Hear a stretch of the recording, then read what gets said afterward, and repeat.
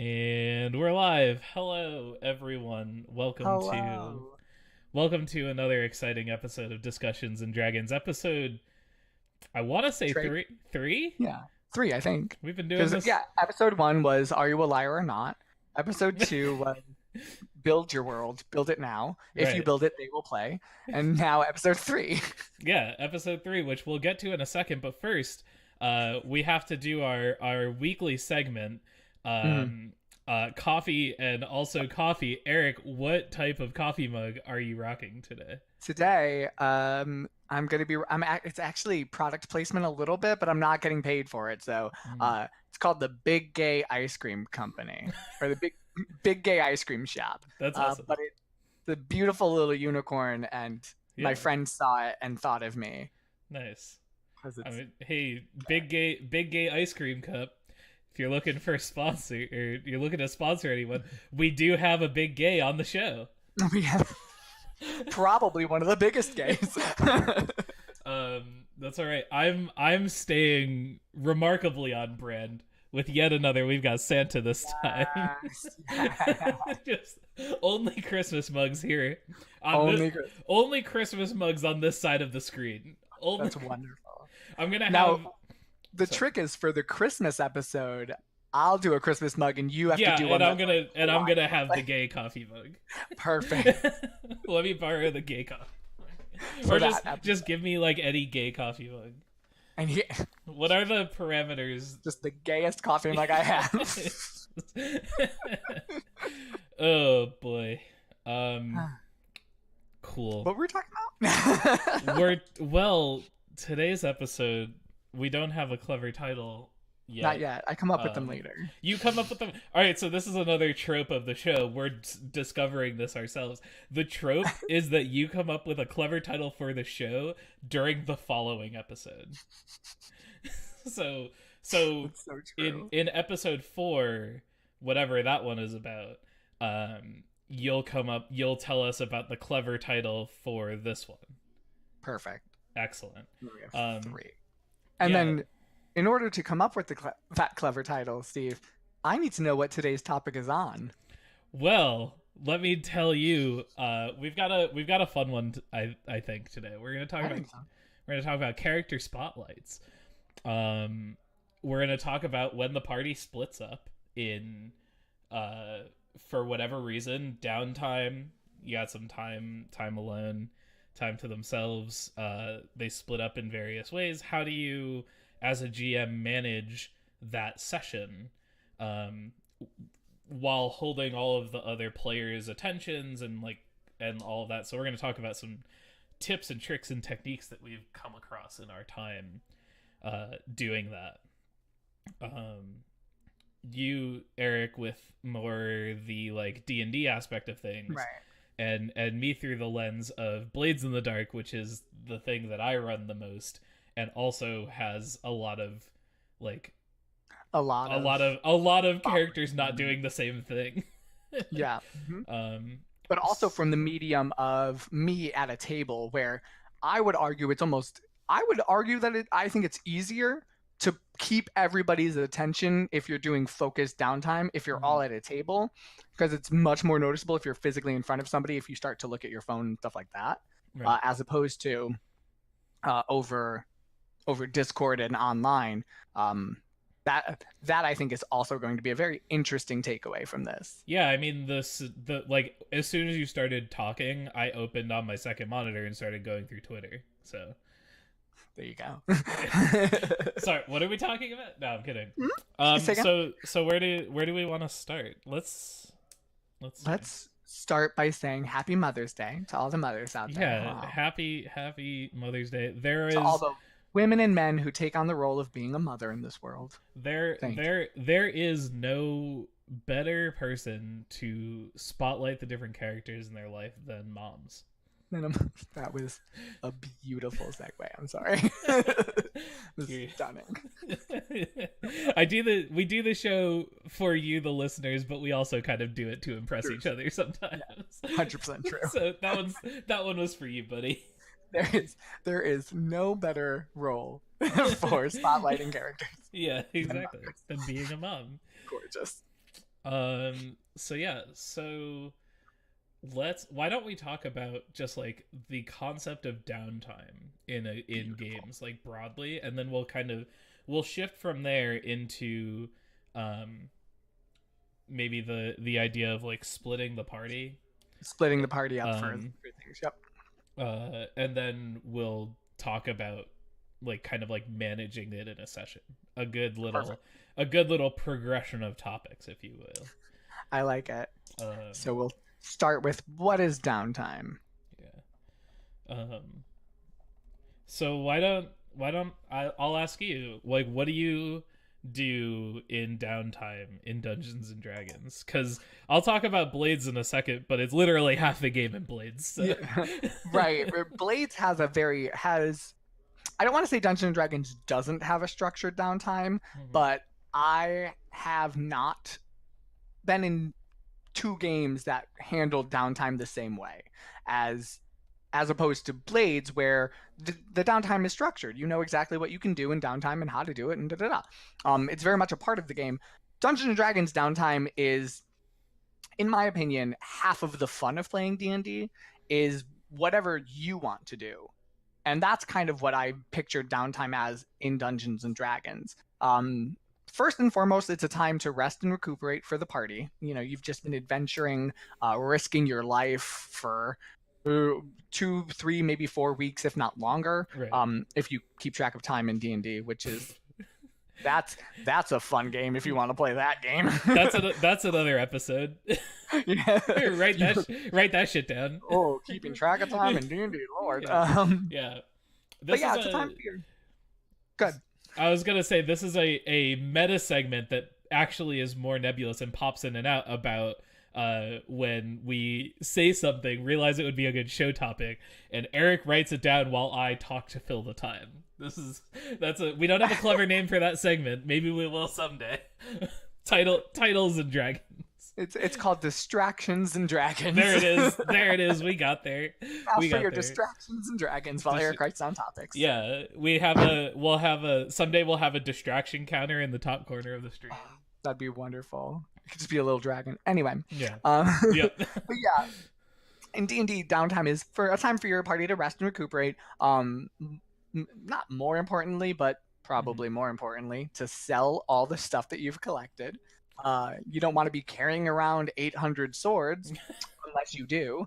So sell them. That's a big one. And then the other aspects of downtime are whatever you want to do. Now that's super up to the player in D&D as well as Blades in the Dark. Mhm. If you want to have some kind of a personal thing that your character is doing, downtime's the time to do it. I had a wizard who owned a shop, like a little magic shop, and then I ended up branching off and opening magic shops in multiple different towns, and now it's the literal first chain magic shop available, like where they're all the same. That's good. And it's also the same person who works at them because I have gates in the back You, room to all of them. yeah. So whenever, like, if somebody walks in the door in one city, like a bell would go off and it Yeah. tells the person what city, and they just jump through the gate to that city, and they're like, Right. "Hello, welcome." Yeah. Because I don't like paying You- multiple people to work for me. Like you one person. invented Wizard McDonald's. I invented like the Mage's Walmart, like Yeah. Mage Target. the Marget. But yeah, so Mhm. in D&D, that's a lot of what downtime is, and a lot of it kind of falls onto the DM. Like, whoa, how do you manage downtime? Right. Dungeons and Dragons and Wizards of the Coast offer suggestions on how you can manage it, Yeah. and various things, and like if somebody I wants to go looking for events and Yeah, I think in Xanathars there's like actual Yep. downtime rules that Yeah, I haven't read, even though I own Xanathars. But they're good. I mean, they're no, I don't want to say bare bones, but it's Yeah. kind of like here's what downtime can be used for, because I think a lot of the time it might get overlooked in some games, which oh it yeah, really totally. shouldn't. Yeah, It really shouldn't. yeah. I feel like a lot of games, not just D&D, but like other games, just go like adventure, adventure, adventure, adventure, and then like it's either Yeah. like the downtime is either just like a time skip or not Yeah. done at all. But like it can be the most interesting part depending I on 100%. you know. 100% agree. And I feel like some of that, like a lot of that is kind of DM dependent, but I feel like a lot of that is like player dependent too, like player driven. Like this is a segment for those players out there that are listening. um come up with in come up with cool interesting shit that you want your characters to do, like Yeah. starting an item shop, like you were saying, or like we had a whole downtime kind of like arc in one of my West Marches style games when my friend was able to play, where he was like looking for his like father who he hadn't seen. And so Oh, he that's would so like cool. he's like, I want to, during while we're waiting for this next quest to start, I'm gonna go around and ask around and see if anyone has seen this person, or see if I can find any leads or something. Yeah. um and I would like make him roll, and depending on what he rolled, I would be like, oh, like here, like this, like that someone might have seen him like in this town or something, and then like that has turned into an entire quest line. Like that was an entire quest thread where like he got some good information because he rolled really well, and this is all generated because of downtime. He like rolled really well, found out that there was someone like that with that like kind of description that was living in like the capital city that was like way the fuck over there. And then he got his buds together, the other players, and said like, hey, like I think my dad lives over there, can we go check that out? Like, and they were like, yeah, Right. absolutely. And that became the main quest. That's awesome. See, that's really what downtime comes to. I Mm-hmm. I hate putting stuff all on the players, but when it comes to, Yeah. because I've been in games where it's like I offer as much ideas for downtime activities as I can, and like I get nothing back from the GM just because they either don't have like the time to go in depth into like a downtime plot or what have you, which is understandable, or they're just not, that's not their like wheelhouse. Like they're not good at downtime. They need structure. They need to Sure. follow the rules and whatnot. Sure. Um, when it comes to me as a DM, though, anything goes. Like Yeah. throw me your weirdest shit. Like Same. I will Yeah. do Same. it. It'll Yeah. happen. You Right. could be like, "Hi, I'm trying to resurrect an ancient dead god," and I'd be like, "Guess what? We're both trying to do that now. Like let's Yeah. get it done." Yeah. And this, so that's there's another like kernel of advice there. And Yes, that's and if like, well, yes, and but then also, if you know that your party is going into downtime and you've got like a downtime session planned, instead of the session starts and you as a player is saying like, I want to do this during downtime, go to your GM like the week before or something, or even just a couple days before, and say, hey, I know we're doing downtime. This is a thing that I'm really interested in, and I think my character, or this is the thing my character is really interested in, and I want to pursue that. And then you get the best of both worlds. You get to do the cool shit that you want to do, and your GM has a week or a couple days or whatever to like research and prep stuff for you. in in the LARPing world, I don't know if you're familiar with the with LARPing worlds or anything. Nope. Okay, I know it exists. there you go. That's enough sometimes. Yeah. In the Right. LARPing world, there's a thing called a BGS. It's a between game skill, and it's something that you would use in between the LARPing sessions to gain knowledge or information or things like that. It's a skill specifically that's used so that your plot writer can come up with information or come up with plot for you. Yeah. I use a very similar tactic in my campaigns that I have dubbed secretly out of embarrassment the BGTB, which is the between game touch base. I create group chats for my campaigns. And then if I need anything from people, like usually it's to remind people of the date and the time or whatever if we Yeah. don't play on consistent times. Right. But I can also use it to send out messages to say like, hey, we're a week out from game. If anybody has any personal plot or downtime activities that they'd like to get done, shoot those over to me so I can set Mm-hmm. that up for you. Right. And it's like, if you come to the game and you didn't tell me anything, that's okay. You're not going to get any benefit from what you wanted to do this time because I Mm-hmm. don't have time to like come up with it on the spot, and I'm not going to pull 20 minutes from the game to do that. Totally.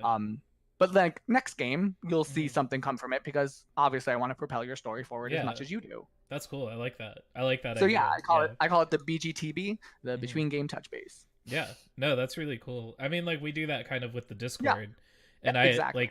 like that. I use that Discord to manage all of the games that I'm Yeah, you running do. and all the different stuff. There's a lot of channels in that Discord. Um, and then in addition to that, there are group chats Yep. that are all kind of like popping off at any given time, and then I tell players they can whisper me whenever they want, and so like that's another, With you know. my long-standing Pathfinder game, we ended up having multiple group chats based on different projects that the party was trying to accomplish. Like Mm-hmm. my wizard was building a magic shop, and I had various other party members who were like contracted to help me because I had them Yeah. sign contracts. It was a Right. fun time. So like I had a group chat with them and the DM so that I could be like, all right, here's what's going on with the this shop and da da. And like some of them were hunting for specific things, I think, so they had Mm-hmm. their group chat going. So yeah, a little Yeah. tidbit of advice: if you can, I highly recommend using group chats. Oh yeah, totally. Yeah, organizing the communication between the DM and the player is like a an important thing. And like, Especially when you're trying to propel that downtime activity forward. right. Yeah, Now, as I said, in D&D, downtime's a little bit more like nebulous. willy-nilly and like Yeah. kind of structured however the DM would like it to be structured. But in Blades in the Dark, it's a little more structured and it tells you what you can and can't do. Do you want to Yes. Yeah, so go for it? in Blades in the Dark, in Blades there are two phases to the game. There is the score, which is the, you know, the action, the like the players doing the crime, the old crime scene. The old Crimegeddon. Yeah, the heist or the assassination or the smuggling or the hawking, which you guys are going to be doing. uh, Um, and then there's downtime, and like in the way that Blades kind of structures downtime is each player kind of goes off on their own. It doesn't give like a time frame necessarily, so it can take as long or as little as you kind of feel necessary. right. And each player can do two things, and there are oh, let me see if I can do it without having the thing in front of me.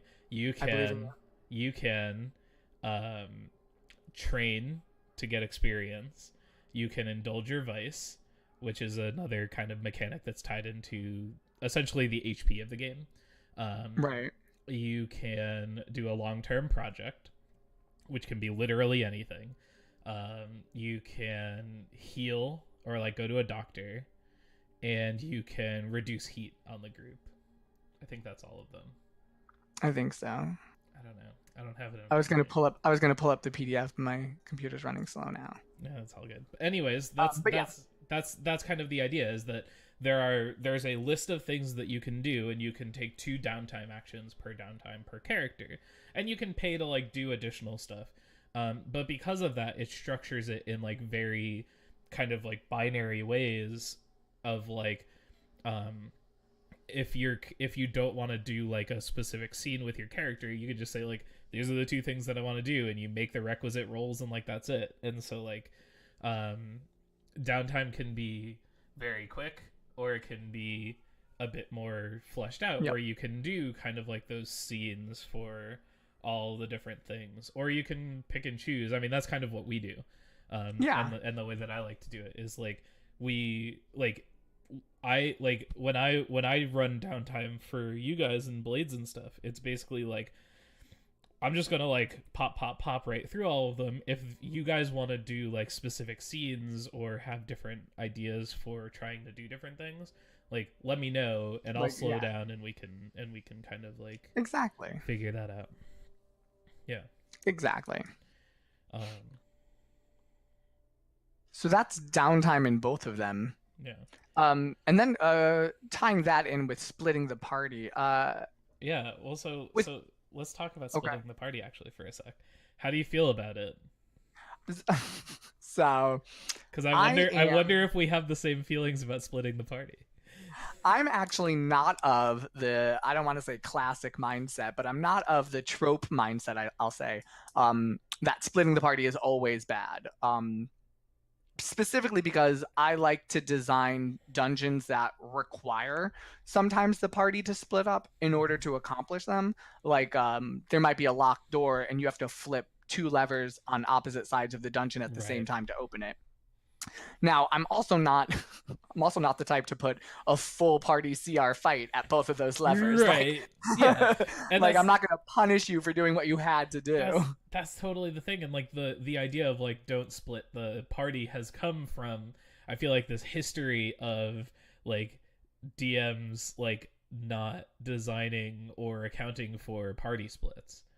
Right. And I there's some situations where the party absolutely should not Yeah. split up and they make just a really rough call to do it.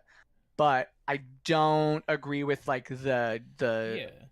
default mindset going into any dungeon that like if we're not all within touching distance of each other, everyone's going to die. Right. Yeah, totally.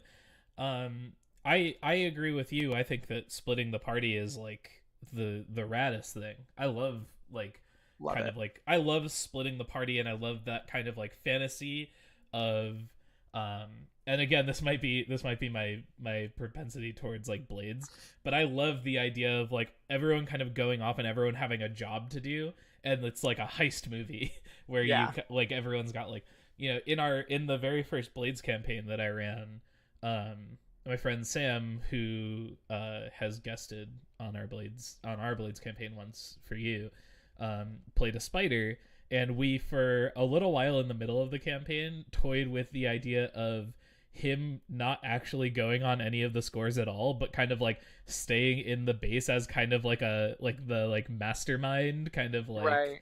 and he would interact with, he would be doing different stuff, like he would like distract the guards by like, calling them to like meet him or something like that, Right. or Right. like, and so he would be interacting with the party in almost entirely through flashbacks, where it's like his way of his, like, they get to like this trap and he's like flashback, and he would take his dress to flashback, and he would be like flashback to like this like tool that they need to disarm the trap, and I like slip that into so and so's bag before they left.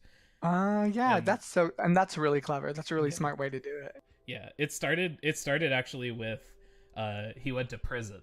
So in Blades you can go to prison, and it Okay. and it like clears heat. There's a whole separate set of mechanics for being in prison. And one of the things you can do if your character's in prison is like play a different character for that time. But what we did instead, and this kind of segues into spotlighting, because when Gideon went to prison, Gideon was the character that my friend Sam was playing. He went to prison. He said, "I don't really want to like make a new character or anything. Can I just play Gideon from prison?"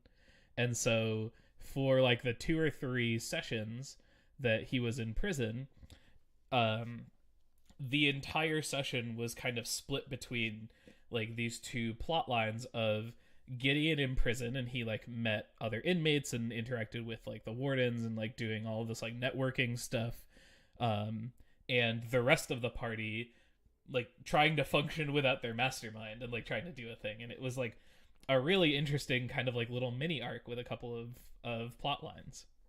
Yeah, And that so is really interesting. I enjoy the idea that you can take a situation where normally the game would recommend just roll up a new character so that you're mhm, in the action, but you guys still found a way to keep his role in the party, right, even though he was, you know, yeah, for all intents and purposes, not able to actually help the party. He still was. right, You worked yeah. that out. Yeah, and it wasn't even so like while he was in prison, it wasn't even necessarily that he was impacting the party. It was essentially I was essentially running 2 games at the same time. I was running a 3-player game of Blades with the other players, and then I was playing like this kind of like solo version of Blades off to the side with Sam. And the thing about that, speaking of segues, is that making sure that you manage the spotlighting of that in such a way that you maintain the player engagement, which is a What? thing which is a thing that I think I have a lot of experience with now, because like I do a lot of that kind of stuff just in games. Um so let's talk about that. So we've decided that it's time to split up the party, and everyone's going to go off and they're going to do their thing. Eric, how do you manage that in a session? So, now, usually when I'm splitting the party and I have Mhm. to manage it, I just call out who I'm focusing on. It's, if it's this group, it's this group. And I just politely ask that if anybody wants to talk or whatever, you don't have to stay fully focused on the game, but don't get your volume so loud that it detracts from what we're doing. Because I don't like to, if I know I'm going to be focused on two people for a good amount of time, like Yeah. anything more than 10 minutes, Right. I'm not going to force silence at my table. Get up, get yourself food, water, whatever, use the Yeah, bathroom, absolutely. or talk. Just keep quiet. And if I need you, I can pull you right back in. That's usually how I handle it. Now, we were mentioning earlier that in a game coming up, I will be co-DMing with somebody else, and that's going to make this significantly better, where one of us can pull those that we need to spotlight aside and do that, while the other one can continue to run the base game. Yeah. As a quick aside, can we do a quick interjection of our recurring segment, Distractions and Dragons? Can we do an episode about co-DMing sometime? 100%. Yeah, because I've never done that before, and I think that that would be kind of an interesting thing to talk about and explore. I did it one other time in my last long-term campaign. I had a temporary co-DM who would jump in and out for me because at one point I had 12 players. That's so much. It was a lot. It was a lot for me. It was a lot for my table. Yeah, that's combat with 12 players. I had a taboo buzzer. I would just tick tick tick tick tick like. Yeah, totally. Yeah, man. But yeah, so I think I would just run 2 separate games at that point. I would be like, all right, 2 groups of 6. You come at this time. You come at this time. What it came down to was I had invited this many people, and then half of them said they couldn't make it. So I invited this many people, and then those people were like, "No, we can still make it," and they all just showed up, and it was like, yeah, welcome everyone. Oof. That's a fight lot. over how many pencils I have available. Right, exactly. Yeah. Hope you brought your own shit, because boy, really. All right, you guys can write your character sheets on slices of cheese. I have some craft over there. You write it in ketchup. Good luck. Yeah. But yeah. So spotlighting the party for me with 12 people, that was luckily I never had to. But for smaller groups and 4 to 5 to 6 players, I usually pull one or the group aside and say, I'm going to be dealing with this. You guys can talk amongst yourself, or that's also a good time to come up with your downtime stuff as well. Oh yeah.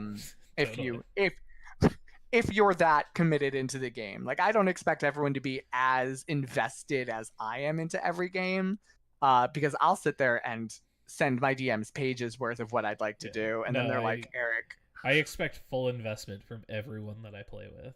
If you're not 5,000% invested, if you're not telling me what blood type your character is, you need to get out. Right, exactly. What are you doing? Why are you here? Why are you here? What do you do here? Yeah, but yeah, so that's interesting. So my experiences with player spotlighting have been almost exclusively via the internet and via streaming. And managing player spotlight while you are playing online and also streaming it to an audience is a bit different.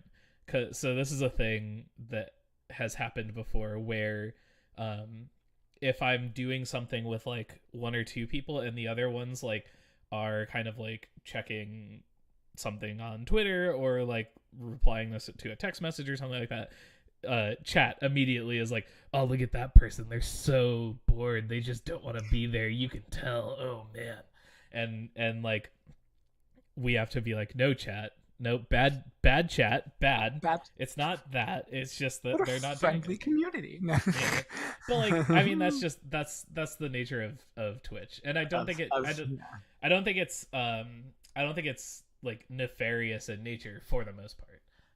It's just people pointing things out or whatever. Right. Right. So my kind of stance on it is I try my hardest to make, as I'm kind of moving the spotlight around, I try to make everyone's subplots interesting enough that the other players care about it. Want to pay attention. So when I was doing 13's dream sequence in Blades. Um, when for people who don't watch our Blades campaign, when Eric's character was visited by his best friend who's a demon in his dream, I try to like, that's one of the reasons I like to be like very cinematic in my like descriptions and everything, because I could tell like while you and I were doing that scene and no one else could really interact in that scene, you could tell that like the other players were like paying attention and interested in what was going on.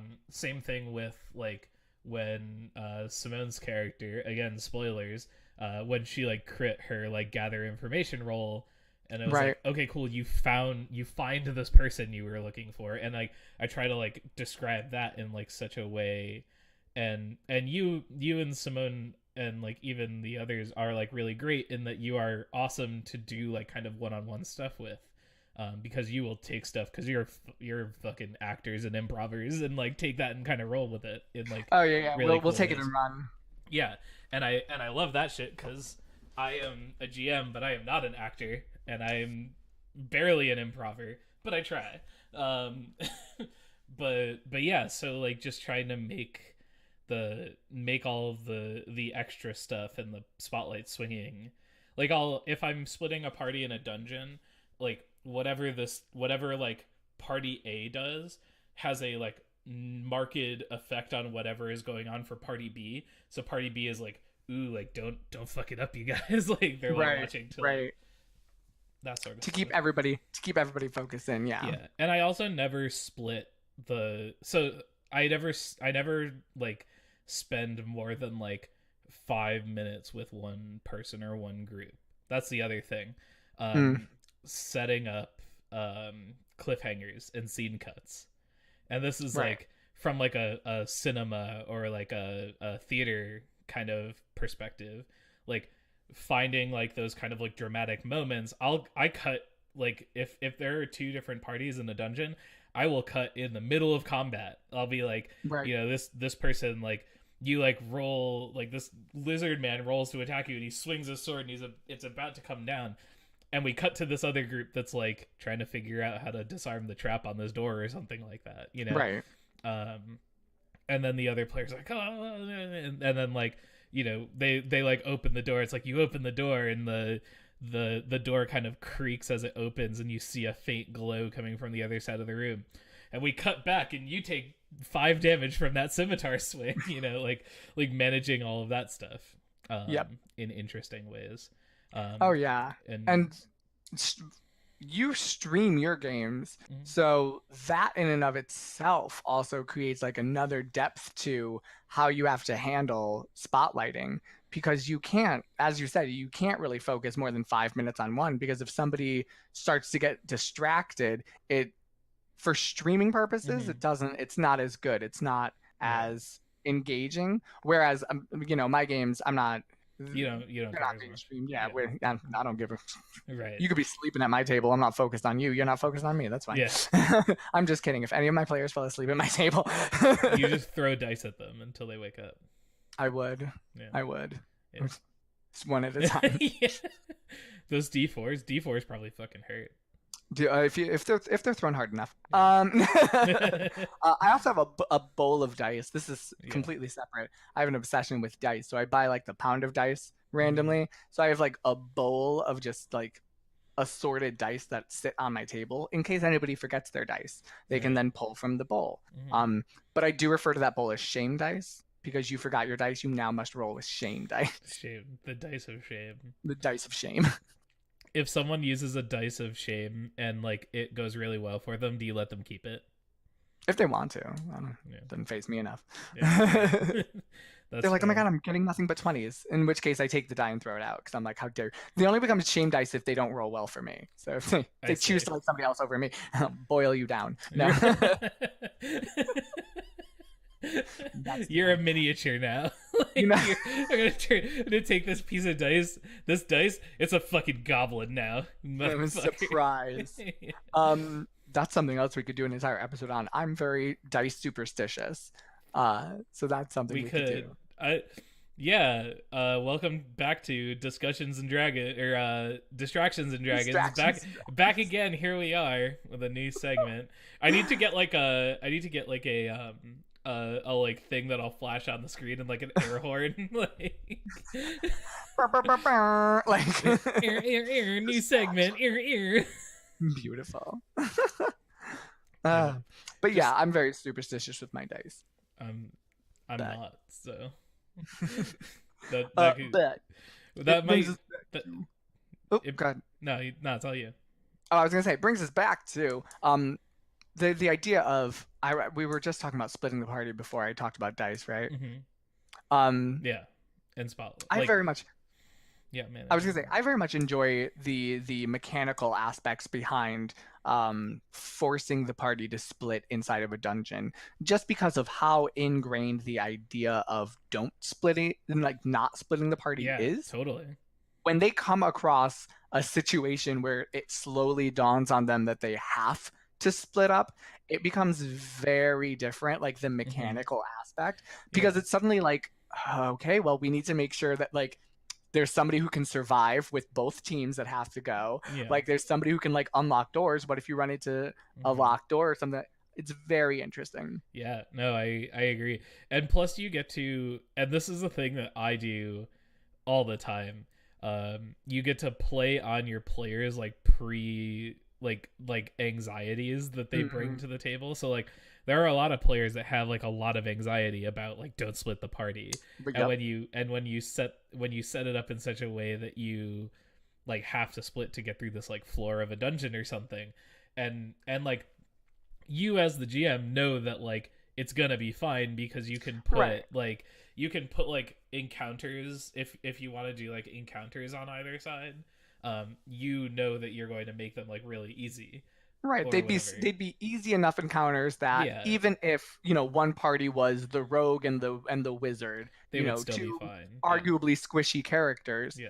they'll survive it, Right. But barring you get to any dumb decisions. but you then get to describe like the rogue and the wizard going off, and then like they hear like the pitter patter of the kobold footsteps, and they're just or like the skittering of large insects up the wall. and they're just like oh fuck, and then you like tell them to roll initiative, and they're just like well we're dead. It's great.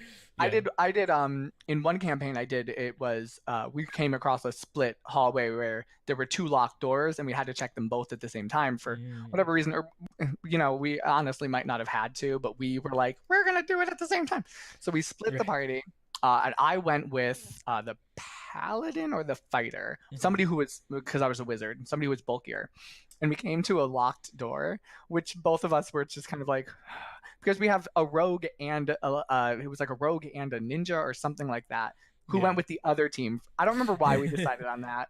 Do I have a knock spell? Of course not. Paladin, Never. Like, so we're like, does knock deal 6d6 damage? No, then get it off my spell list. get it out here. But it also, the other reason why I kind of enjoy, ever since this moment, I enjoy the idea of forcibly splitting up a party, is because it forced me and this other person to decide on a course of action based on skills that neither of us were necessarily good at, or weren't in either of our wheelhouses. Yeah. We got by the door by I conjured a rhinoceros and had it charge, and I was like, can the door withstand that? And the GM was like, probably not. So we got through it. But like that, yeah, really, it just slams into the door and the door just punches it and it kills it, and the door's like, bring it on, like, door's, show me what you've got. Which segues us right into my new dungeon called Mimic Dungeon. Yeah. Everything's a mimic. Welcome to Mimics and Dragons. Welcome to Mimic Land. But that forced us to think outside of the box of what our characters typically did in these kind of encounters where we had like a skill check encounter.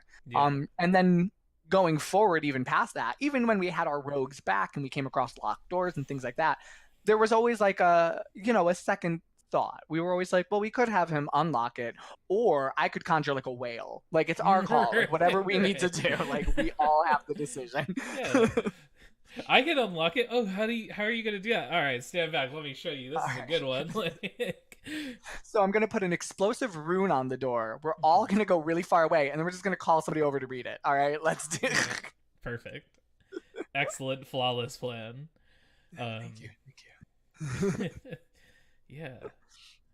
What else? But then, yeah. So What else that's we got? I enjoy. Anything else? I enjoy the mechanics of splitting the party. Yeah. Uh, and then there's the spotlighting. Yeah. So when it comes to you do 5 minute sections, then you do cliffhangers, which I've never even thought of doing because I think in a very like we're going to complete this task all the Mm-hmm. way and then we're going to move on. Um, I think but for that. Sorry, go ahead. good. Oh, I was No. gonna say for streaming purposes, it makes perfect sense to do that, Mhm. and it would even make sense to do that at the table to keep everyone's interests at Oh the same yeah. time. Like I That's a great I one. if I run a game in person or a campaign in person ever, like absolutely that's gonna be my shit. Like trying to like keep all of that going.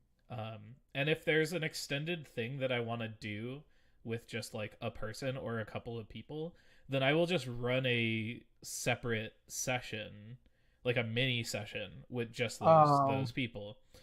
Which I think brings us back to Distractions and Dragons, as Eric writes down running mini sessions with only a well, couple of your people.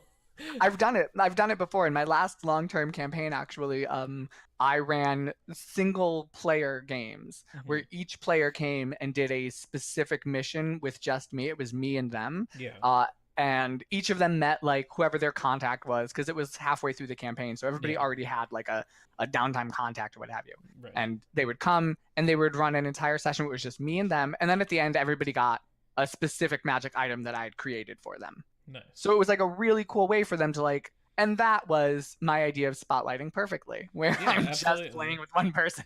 Right. No, and that's like really cool and like a really cool thing to do. I'm probably gonna do that in our Blades game at some point. Like I'm probably I just love gonna it. be like, instead of doing our regular episode this week, I want to do either like uh each of you on the same night, where like I sit down with like just you and do like some stuff with just 13 and like just Simone and do stuff with Crow and stuff like that, or just Right, like over the course of the week like doing like little mini things or something. Probably once we've gotten a little bit more familiar with the characters and the backstory and stuff, right. just to like do some backstory fleshing out and like narrative stuff. And that's what it's really all about, kind of, in my mind at least. Mm-hmm. Uh, in my mind, any game, any tabletop game should be a combination of your main campaign storyline, which Mm-hmm. is whatever your characters are trying to accomplish. You know, if they're overthrowing the Lich, saving the gods, saving the world, what have you, your main campaign, and then all of the excess stuff Mm-hmm. for when I'm building campaigns, I come up with my main storyline. All the excess stuff is stuff that I pull from my characters, my players. Mm-hmm. You come to the table with a background of anything, and I'll figure it out. You can come No, here and say you're an Aarakocra sailor, and trust me, I will come up with mad stuff for your background. yeah, it'll be Um, there. Like it'll it'll be in the be game. there. Yeah. So pulling people for a one-on-one session to focus on their background, their personal plot story, Yeah. is I think not only going to impact them hopefully positively, but also hopefully, but also it makes them feel awesome. Like Right. they're like, oh my god, it's just me and them. Yeah. Um, and it's a great way for them to get to know who their personal contact is as well. Right. Um, better than they would have if you're with the group still, because Mm-hmm. then you have to be a little more uh, uh, uh, not generous, not discerning, but Yeah. you can't be as like focused on just one person Right. um, Yeah. with stuff like that. Yeah, Yeah. Like in our Blades game, like y'all have gotten to know Costa fairly decently, but that's because he's kind of been with you because he's been my tutorial NPC up until this right, point. But like you don't know that much about like Nirix or Satara or right. whatever Echo's contact is that I don't even know. it's Oh a it's a yeah, it's a physiker. I just don't know I don't remember the name, but like they're gonna show up soon because Costa's reaching out to them. So I'm excited to meet them. yeah. And that's another.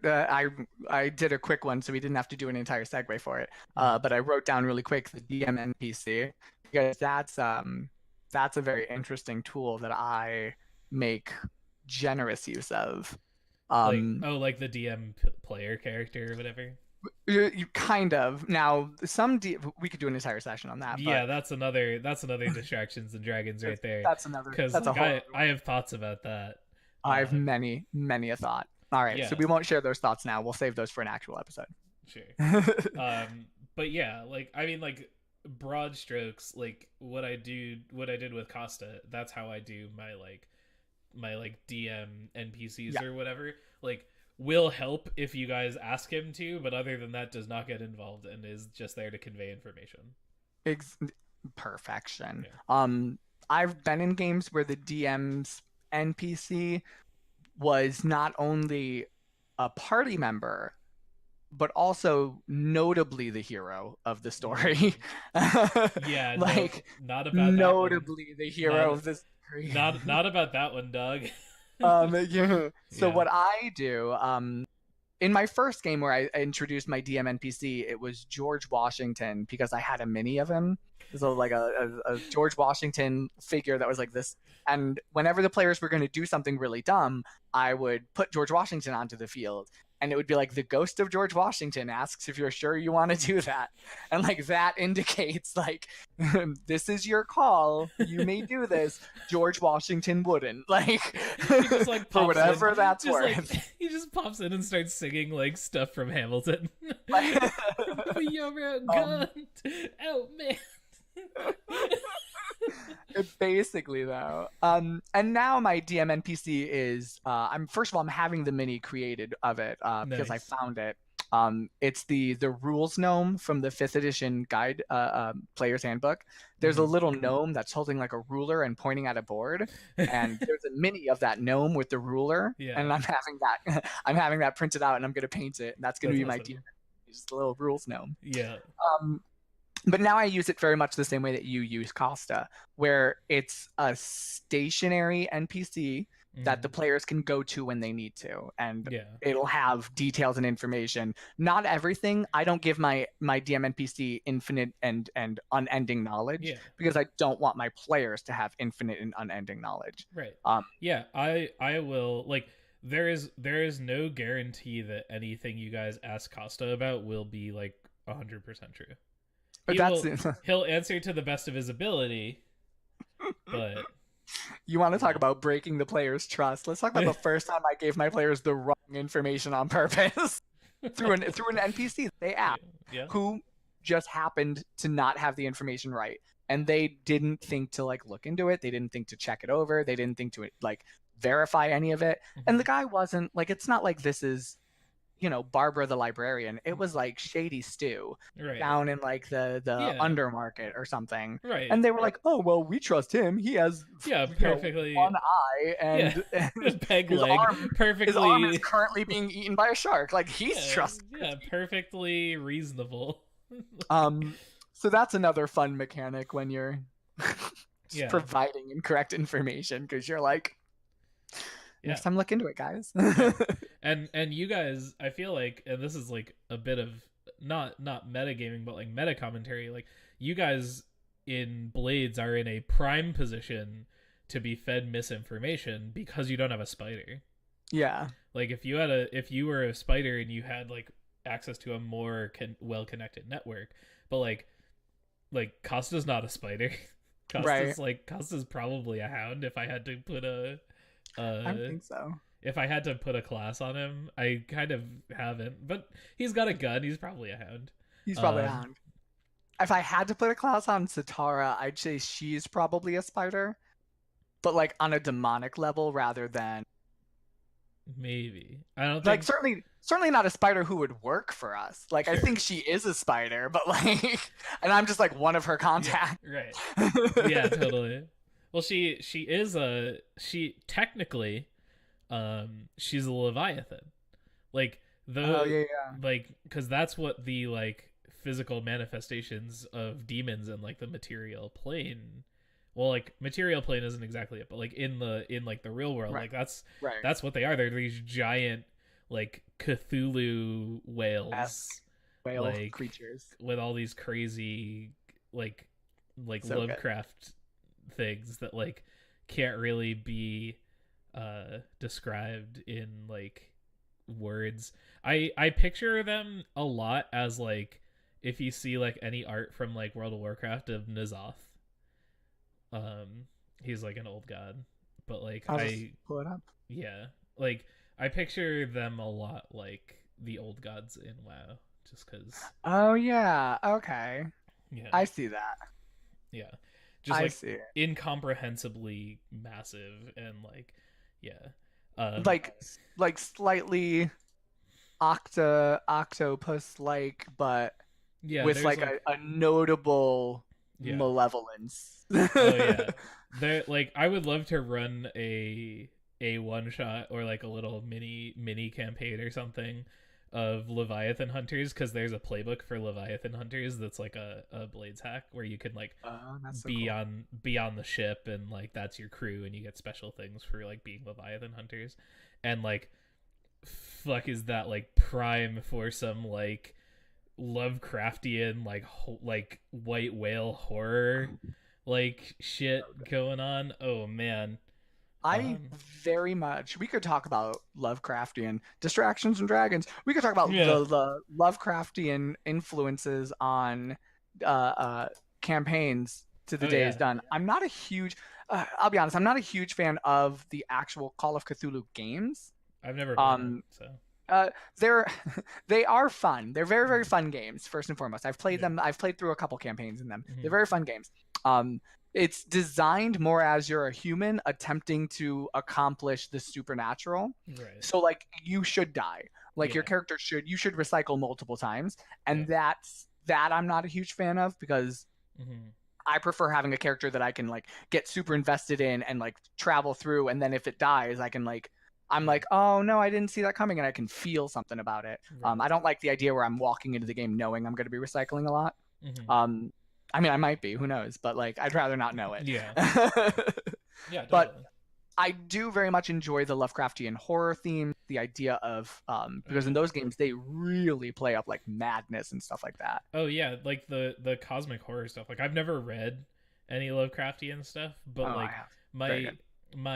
my veil or my like breadth of knowledge comes from like the old gods in WoW, which Yeah. like I even though I don't play WoW right now, I'm following the story a lot and like it's kind of like turning into this like we're like awakening N'Zoth, an old Oh, god. that's It's like a whole awesome. thing and like it's like fucking awesome and I love that. I love like all of that kind of like horror story like aesthetic of like how big can you conceive the scale going in your setting, go a scale beyond that, and that's like the old gods or whatever. Right.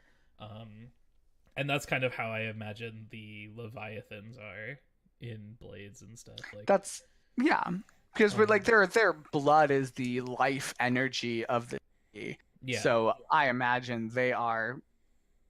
I very much enjoy the turn of phrase beyond description. Right. Oh yeah. I like Like because that is very descriptive in and of right. Yeah, itself. I've seen one. There's like one little like mini sode of Leviathan Hunter Blades that John Harper ran with like some of the players, and it's like it's like during Blades playtest, so it's from like a couple years ago.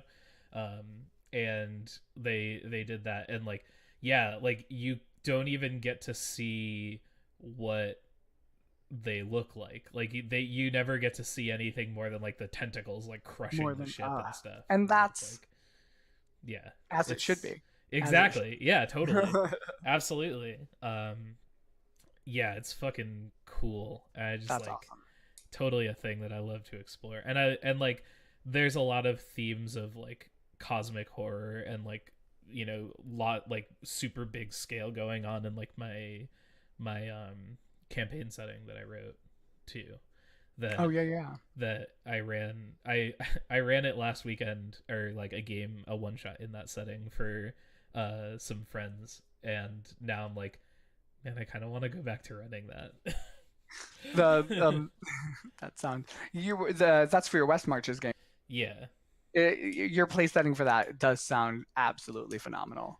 Yeah, For the record, for we those of we you listening, you should we gotta. argue and fight with people that he write a source book for it so that you can see it because it's phenomenal. Speaking of that, there's a thing that I need to talk to you about when we're done recording. We'll get to that later though. To teasing things to come. Yeah. So, but yeah. So, do we have any other stuff to talk about? For Our topic that I re feel our like topic, we've, re our we've actual gotten very topic. far out of. I We think that's start. part of the fun of the show, though, because Oh like yeah, absolutely. we have a topic, but who knows what we're really going to talk about? Right. And that's and I think that between the two of us, we do a decent job of reining each other in. Of Yeah, like we go circle back to we the go topic off and then starting to circle back and like we circle back. we talk good. Um, my only other thought on the spotlight is, and I see. I watch so many like DM, GM tip videos, and like I read so many Right. different articles on how to do what. The big one that's always stuck out to me is spotlight your characters as much as they would like to be spotlighted. Which I think is a super important thing to push across because not every player is going to want to have some kind of a overarching downtime or personal plot or what have you. And as much Absolutely. as I don't understand it, it's okay. Yeah.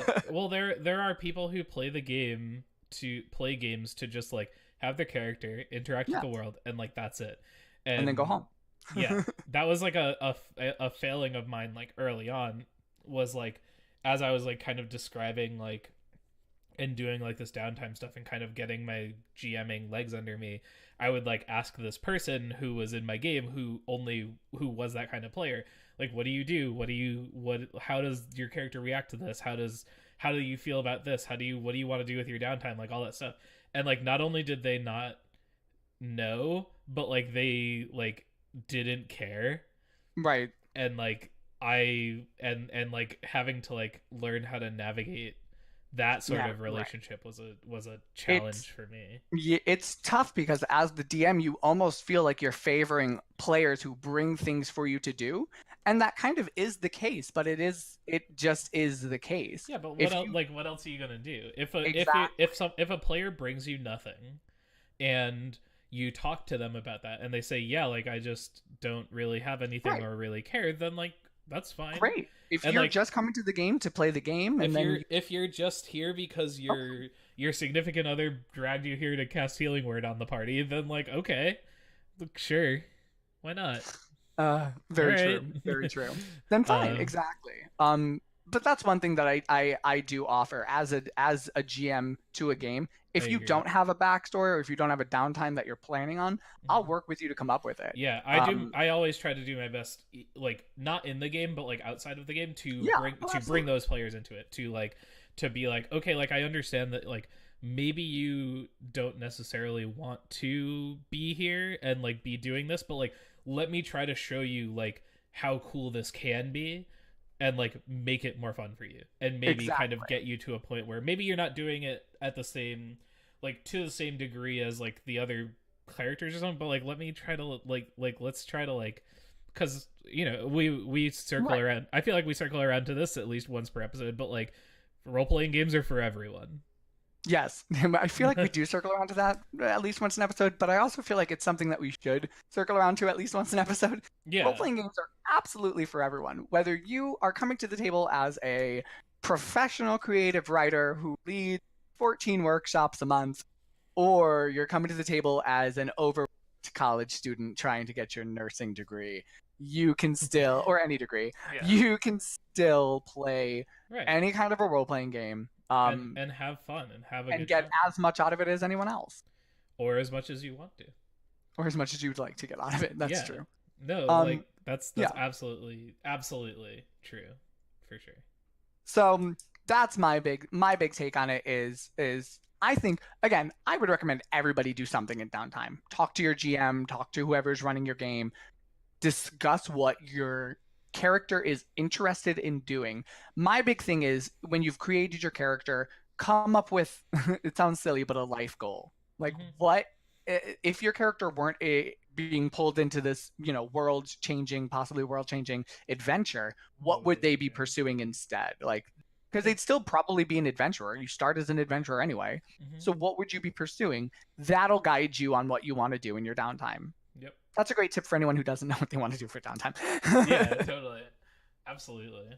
Um and I guess like my final summation is like you had a very good summation for the players out there. Yep. Game masters, I'm talking to you. Take it. Um uh don't be afraid to jump back and forth between narratives with your party. Don't like freak out if your party decides to split up. Like come up with cool dramatic ways to navigate those scenes and those narrative beats between the two different parties that are split up either in dungeons or in downtime, and like try to try to work on like narrating and like maneuvering through downtime and party splits and stuff in such a way that the other players are invested in what those players are doing, because that is a sign, that's like a good sign of like your players like being immersed. I feel is like when like you when we're playing Blades and like you care about like what Simone is doing, Right. and that is not only like a thing that is like a good feeling to like me as the GM like orchestrating all of that, but like that's gonna make like your player who you're doing the one-on-one thing with feel awesome. Like when it's like, yeah, like we're telling, like the two of us are telling the story that is like compelling enough that the other people are just sitting here and watching even though they're not doing anything because they're interested Right. to see what happens. And that's a cool feeling to be able to like bring to a player in addition to having on your own. So Yeah. Oh, absolutely. It's definitely a it's skill worth cultivating, yeah. and learning how to balance the character Hmm. player spotlight. Yeah, Um, just Definitely worth it. watch a lot of movies and TV shows, and like well like that's like a thing you that I did a lot of, like you like watch TV shows. It was mostly TV shows, and pay attention to how scenes are structured in TV shows and how the cuts in from like character to character or whatever. A lot of Right. like early Mini game cliffhangers. Yeah, a lot of like early Game of Thrones was like insane at that kind of stuff Yeah. of like It was, yeah. really roping you in. Nowadays, that's another thing. Nowadays, it's like all right, you're gonna watch the scene until people are dead. Keep the Yeah, count going. now nowadays it's become a whole other dumpster fire that we can, I'm sure, ramble about. Oh my Um goodness. but but like in early Game of Thrones is kind of like the first thing that comes to mind. Yeah. Um Where or it's where you like talk with you see a single character's progression for yeah, X and you're amount of like time. super invested because they give you just enough of like whatever the fuck Daenerys is doing, that when they cut to like Jon Snow on the wall, you're just like, well shit, now I want to know what happens with Daenerys. Right. Like Where you're like, I all right, I don't really care about John at yeah, this point. Like, yeah, I it's just like, want to know what's but going on. I know I'm on the hook for the rest of this episode because I know they're not going to cut back to her till the end of the episode. You know, like Right. that's sort of Yep. thing. Um, yeah. So absolutely, that's kind of So my takeaway. yeah. So our closing thoughts Yeah. are for the player. Do you want? I'll do closing thoughts for the players, and you can do closing. Sure. I like it. Yeah. I like it. Closing thoughts for the players are: make use of your downtime, guys. No matter what game you're playing, make use of your downtime. That's free role play. Yeah. It's free fun that you could be having, Free- and it's not constrained by the campaign. It is, for the most part, whatever you want. just adding Work with fun your- into the fun bank. and everyone knows you must be having fun. No, Right. the, Yeah. the demand of fun. Splitting the party. Don't. It's fine. I don't want to say. It's Yeah, fine. I don't want to Everything- say split the party every time you can. Everything's fine. Like if Everything's fine. if you have to split the party, everything will be fine. Yes, if you Sure. have to split the party, everything's gonna be fine. Also, don't be afraid of thinking outside of the box if you're not with that one party member who knows how to do the one thing. Mhm. You got it. And then spotlighting, from the player perspective, if it's not your turn, be polite. Nice. Game masters. um, make use of what your players give you for downtime. If your players like message you or have backstories written out, use that, bring that into your downtime. Even if they don't come to you, if they've written a backstory about a character, like have that character like approach them on the street about something. That sort of thing, to make downtime interesting. If your party decides to split up, it's an acquired skill, but learn how to like kind of like navigate through that in an interesting way. And don't kill the party just because they split up. Don't put 2 full party CRs worth of encounters for each half of your party. That's just shit. That's just, if your thought is I'm gonna teach them a lesson, it might be the wrong thought. in here on Discussions and Dragons, we like to call that a dick move. Kind of.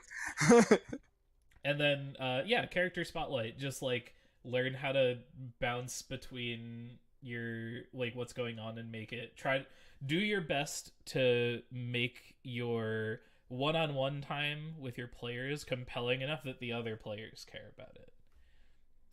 That's my advice. Those were final thoughts. Do we have any community questions to ramble about? I don't actually. No, I didn't that's find okay. any. If anyone's watching in the chat, Send us your question. they have any questions, hit us up. We'll talk for another couple of minutes or so in case there's anyone that wants to type anything and there's chat delay and all that. And all that, yeah. That's true. So we're 3 episodes in. Let's get a little meta here. Meta in Dragons. Welcome to the Meta Dragons game. Meta Dragons. How are you enjoying doing this little show with me? It's fantastic. I originally wanted to really do the show because obviously I have phenomenal opinions that everybody should have to listen to by law. I mean, if it were up to me. That's why I reached out to you. So, but what I'm finding is it's helping me to resurface all of the like not old school, but like all of the principles and rules that I founded my GMing style on that I've since cast to the wayside. Yeah.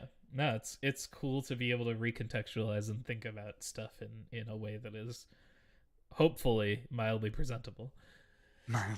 Mildly. Yeah, I agree. I mean, I've wanted to do something like this for a while. And the old adage of like get people involved that are better than you at the thing, that's always been my philosophy. And so that's why I reached out to you, because I feel like talking to you. You decided to go against that philosophy this time. No, it's because I you have a lot more experience in like running the game and like kind of like a lot more knowledge than I do, because I've only been doing this shit for like 3 years or whatever. But every time we have these talks, I feel like I become better for it, which is cool. I feel the same way, honestly. Whether you've been doing it for 3 weeks or infinite amount of time like I have. No, not really. Yeah, you're an immortal Time Lord Lich. Immortal basically. But you can always learn something new. Like you teach me something new every time that we do this. Phenomenal. That's cool. Yeah. I think we'll call it a show. I think so. We don't have any clever sign off yet, I don't think. Not yet. No. Didn't we say we'll see you next time for a refill?